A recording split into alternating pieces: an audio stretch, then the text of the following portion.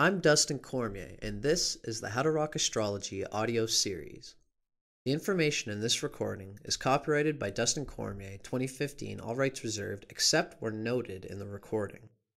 The following information on ascendant or rising signs comes from Stephen Arroyo's Chart Interpretation Handbook, copyrighted in 1989 by Stephen Arroyo, published by CRCS Publications in Sebastopol, California. I do not own the following content. Guidelines to interpreting the ascendant. Although the ascendant is of deep and pervasive importance for each individual, there is no denying that it must be related to the rest of the chart, and especially to the sun sign, in order to understand it thoroughly for a particular person.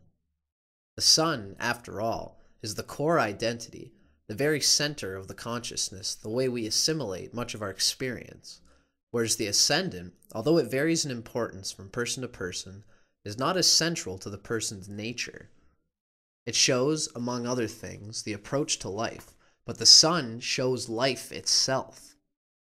The ascendant must serve the purposes, values, and creative goals of the sun for the individual to function happily and fully.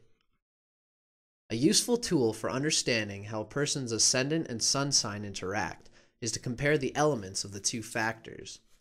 For example, a Cancer sun sign person with a fire sign rising is usually far more extroverted, forcefully expressive, and confident than a Cancer sun individual with, say, a more conservative, self-protective earth sign rising.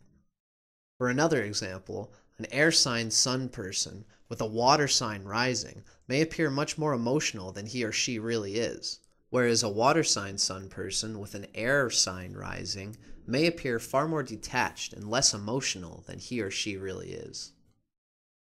It should be pointed out that people are often relatively unaware of their ascendant nature as compared to their sun sign. In that sense, the ascendant is a factor that can be consciously developed further over time and consciously utilized to aid one's self-expression. I've known people who are relieved to find what their rising signs were, since it finally gave them a way of identifying a very deep but only semi-conscious tendency in themselves. In some cases, the qualities and abilities symbolized by the ascendant were just beginning to emerge, and learning the astrological keys to this factor helped personal development greatly. I should emphasize here that perhaps more than with most other factors in the chart, the early environment can encourage or suppress the expression of the ascendant's energies, since it is a primary channel with which one interacts with the outer world. The reader should view the following comparative evaluations as guidelines and as questions to explore, rather than as rigid statements of absolute truth. Capricorn Modality or Quadruplicity. The Capricorn Modality is cardinal, the active energy mode. There are exactly 4 of these active signs in the zodiac belonging to the cardinal modality. These include Aries, Cancer, Libra, and Capricorn, and they all share similar characteristics. The 4 cardinal signs exhibit more restlessness than the other 8 signs. There's a sense of, I've got to do something, and a tendency to be enamored by activity for activity's sake. These active signs share the challenge of identifying the source of their behavior. Are they motivated by true inspiration, or are they rushing around because they feel like the crap's going to hit the fan? Or maybe they're trying to avoid feeling lazy and unproductive. The element of the ascendant. The element of the ascendant reveals the quality of energy flow directly vitalizing the physical body and the overall approach to life. Fire or air signs rising tend to conduct energy, encouraging active self-expression and dynamic expenditure of energy. Earth or water rising signs tend to conserve and resist the flow of vital energies, and hence indicate self-containment, sometimes self-repression, and the tendency of living within oneself. Earth signs rising: Taurus, Virgo, and Capricorn. A matter-of-fact outlook. Focus on the material world and conservative attitudes can inhibit imagination, which is then allowed to limit the person's options and/or restrain spontaneous self-expression. Steadiness and reliability are often well developed and highly valued by self and others. Practicality and inborn patience give more tolerance for routine than other ascendants show. A systematic approach, usually along established channels, is the most common method of expressing oneself. Capricorn Ascendant or Capricorn Rising. Capricorn Rising often expresses itself with extreme negativity and skepticism, more often than Capricorn Sun does. However, one should understand that in both cases, this apparent cynicism and disdain for the new is often a protective cover for a more inquisitive, vulnerable, even spiritually open nature. Capricorn simply does not like to have time wasted on unproven ideas, but practical and logical proof even of unorthodox realities will often be enough to capture their interest and eliminate their automatic skepticism.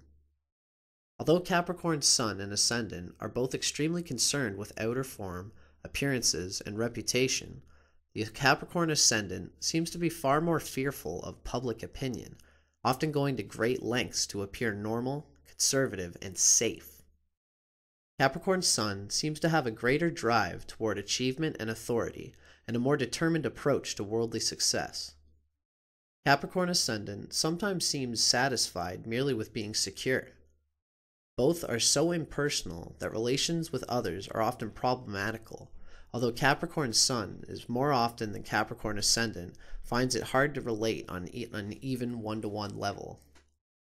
The following information comes from Isabel Hickey's classic text, Astrology, A Cosmic Science, copyrighted in 1992 by Isabel M. Hickey Trust, published by CRCS Publications in Sebastopol, California. I do not own the following content.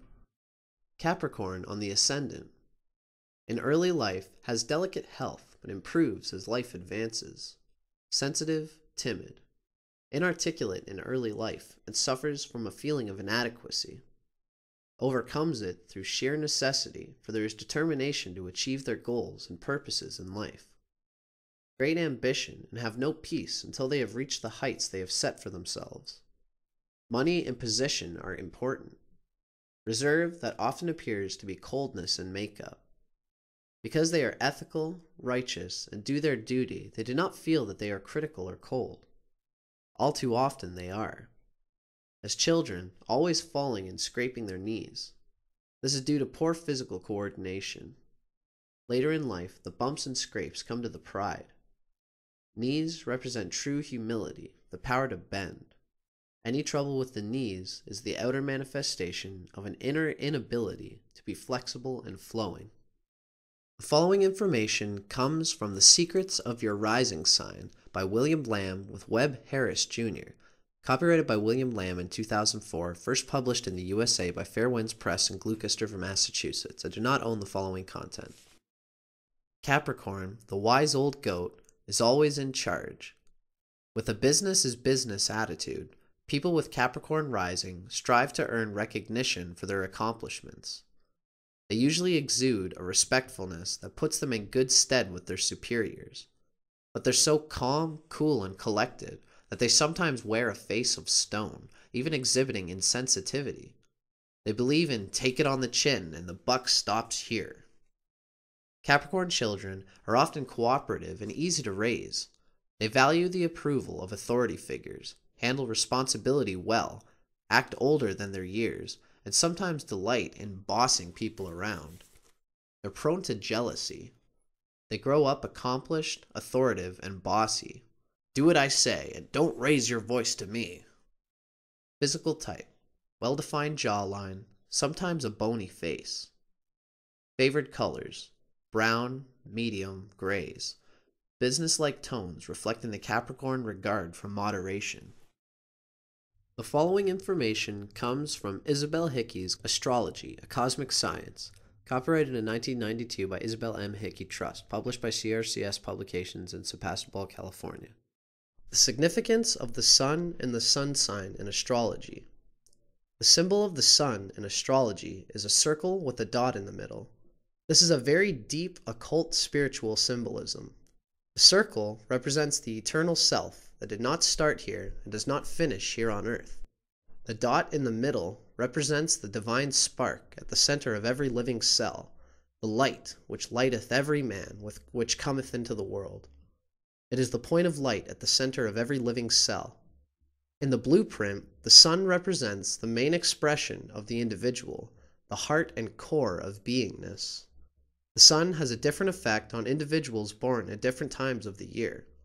According to the sign and house in which the sun is placed, we are able to judge the general vitality and physique, the qualities of leadership, and the individual's ability to succeed in life. In a personal chart, the sun represents the basic drive for significance, the will, male relationships and female charts, especially with the father, vital energy coming from the etheric levels and prana, fuel on which the total personality operates, urge for power, constitutional strength, and finally, a powerful sun means very great power to do and to be. Keywords of the sun: will, individuality, spirit. The sun is the significator of the spirit in man, the beingness or isness of life. It rules the basic drive for significance, the will to be. Physically, the sun is the sustainer of life, giver of light, heat, and energy. More than anything else in the chart, it shows the will, man's highest expression. Its aspects show deep character traits, the chief ambitions. It needs aspects to the planets for strength of expression in the horoscope. As the sun moves through the signs, its return to the sign of its exaltation, Aries, the eastern horizon, marks the beginning of the astrological year. Springtime brings the release of a new cycle of life. As the sun moves through the houses, its return to the eastern horizon is the beginning of the astrological day, sunrise. The sun sign in its element.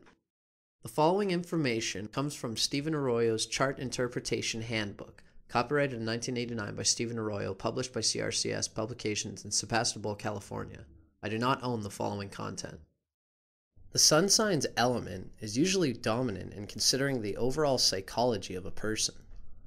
This is so because the sun sign's element reveals the attunement of one's basic vitality, identity, and power of self-projection, as well as the fundamental quality of his or her consciousness. The element of one's sun sign reveals the basic inner force motivating everything we do. The element of the sun sign also gives insight into how any individual sees life itself and what expectations they have of the life experience. Libra Sun. Libra is an air sign. These are the common characteristics of people born with the sun in air signs. Basically motivated by intellectual concepts and social ideals. Recharges energy through social involvement and intellectual stimulation. Interpretive guidelines for Sun in Libra. Creative energy directed toward interpersonal relationships and initiating ideas. Needs to be recognized for impartiality, fairness, kindness, and ability to harmonize opposing energies. Radiates sociable, graceful, intellectual vitality and a refined sensitivity to beauty. Constant urge to create balance in one's relationships and lifestyle. Sense of individuality can be obliterated through overconcentration on pleasing others.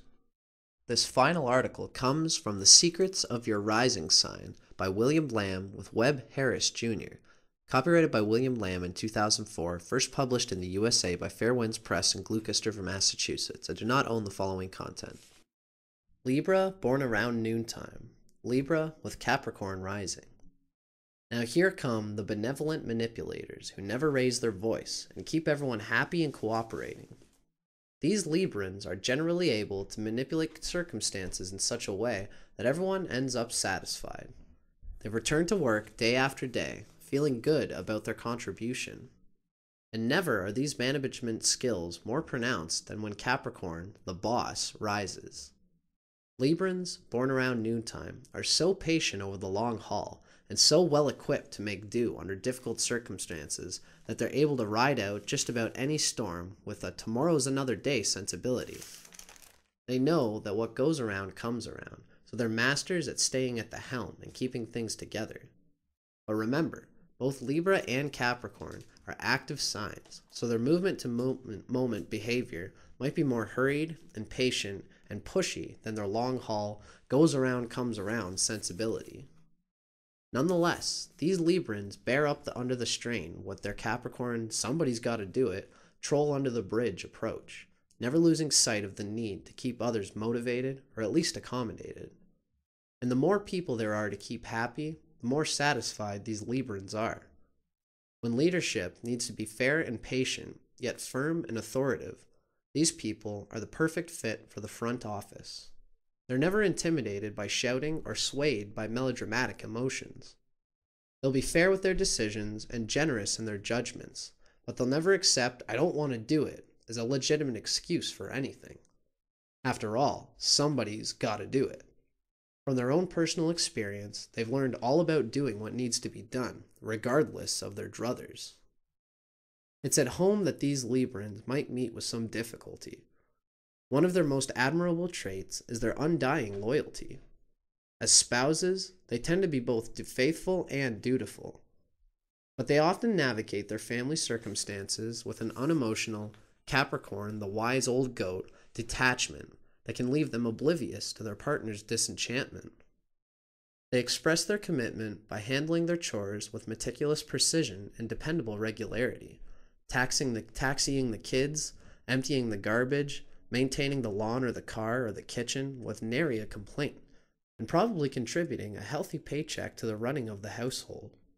Yet it escapes their notice that, for whatever reason, in the eyes of their partner, the honeymoon is over, especially if they've been approaching things with a "look what I do for you" attitude. At least in this area of their life, they'll benefit immensely from being a little less mechanical and a lot more demonstrative. After all, these are the people they're supposed to be closest to. No one's asking them to run up and kiss strangers.